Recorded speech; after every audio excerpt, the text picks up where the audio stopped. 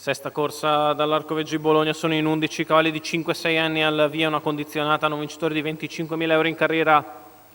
all'1 Fantastic Amour, 2 Zagorit, 3 Zimarra, 4 Zeta Krill, 5 Zancopè, 6 Zelini, in seconda fila 7 Excellent Grand Cru, 8 Zaffiro Betz, 9 Zitomo, 10 Zigzag OP, 11 Vortice Leo. Allenamento che si va a formare, parte con tranquillità dalla seconda fila Vortice Leo. Si parte con la velocità da parte di Zimarra e Zeta Krill che si staccano in lotta nei confronti di Fantastic Amour lungo la corda, poi Zagorit ancora lungo i birilli, Zitomo che è partito molto bene dal 9 e figura quarto ora alla corda perché Zeta Krill sta sfilando nei confronti di Zimarra. I primi 200 in 14,8 per Zeta Krill che è andata all'avanguardia nei confronti di Zimarra, di fuori Zagorit, lungo la corda Fantastic Amour, poi ancora Zito Mou, mentre in terza pariglia esterna Vortice Leo, preceduto per linee esterne da Zigzag OP. 29,8 per i primi 400 metri di corsa, Zeta Krill all'avanguardia nei confronti di Zimarra, mentre si muove già per corsie proibitive Vortice Leo che come sua caratteristica si mette in mezzo alla pista e prova ad andare all'attacco di Zeta Krill.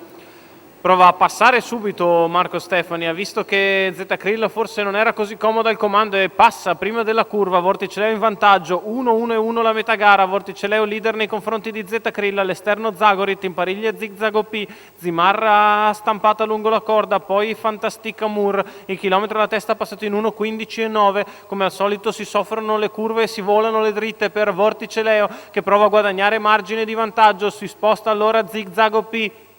e cerca di andare in caccia il battistrada alle retrovie, anche Zaffiro Betz che parte però da molto lontano, 1,34 e 3/4 di miglio, si ritorna a soffrire con tutto il collo a destra per Vortice Leo, riaccostato da Zigzag OP, si avvicina anche Zimarra che ha trovato la destra libera, Vortice Leo che deve fare l'ultima curva, passata in 15,5, ora si entra in retta arriva e si prova a riallungare, Vortice Leo in vantaggio nei confronti di Zigzag OP, arriva forte Zimarra ma è lontana, Vortice Leo che riparte e vince nei confronti di Zigzag OP per il terzo, Zimarra a precedere Zaffiro Betz e ancora Zancopè. 1:15,2 il ragguaglio cronometrico, il successo per Vortice Leo, Marco Stefani, Sandro Miraglia al training, i colori dell'azienda agricola di Mauro Leonardi, il successo per il 6 anni da Gruccione Jet che sfonda al passaggio e poi in arrivo riesce a tenere a bada un comunque valido Zigzag OP, successo il numero 11 Vortice Leo che porta a casa una bella vittoria in questa condizionata dall'Arcoveggio di Bologna, al secondo Zigzag OP, al terzo Zimarra, 11-10-3, l'ordine d'arrivo molto probabile della sesta corsa.